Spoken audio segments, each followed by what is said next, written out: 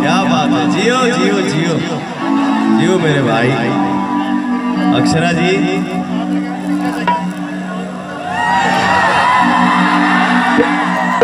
एक बार उधर में मिल लीजिए उस साइड।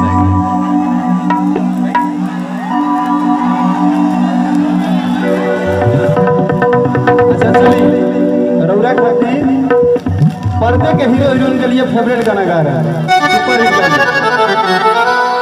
कि जैसन सोचल रहनी वैसन धनिया।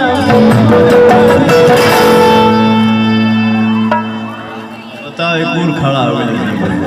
बैठा भाई बैठा कि जैसन सोचल रहनी वैसन धनिया सावर न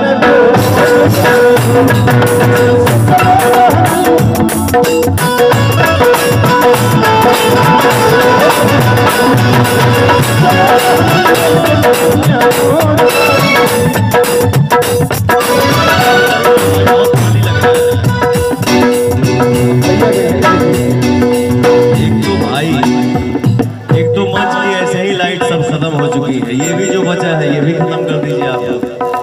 क्या है हिलावट का पूरा था क्यों खड़ा हो गया सब हिला डोला के तार पूरा से निकाल दिलो। अरे त जैसन सोचल रहनी जैसन सोचल रहनी वैसन धनिया मोरी ना सबर न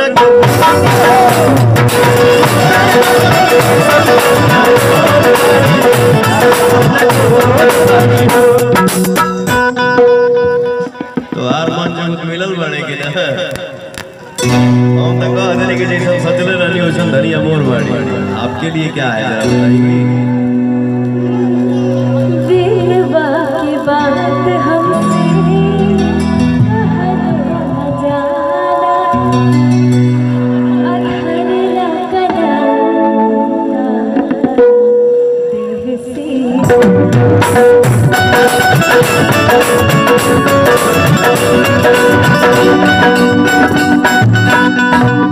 मेल फीमेल के रेंज में थोड़ा सा अंतर हो जाता है इनका लाइन में। आपको मुखड़ा ही रिपीट करना चाहिए ना जैसा सोचले रहनी वैसा ई बाड़ा।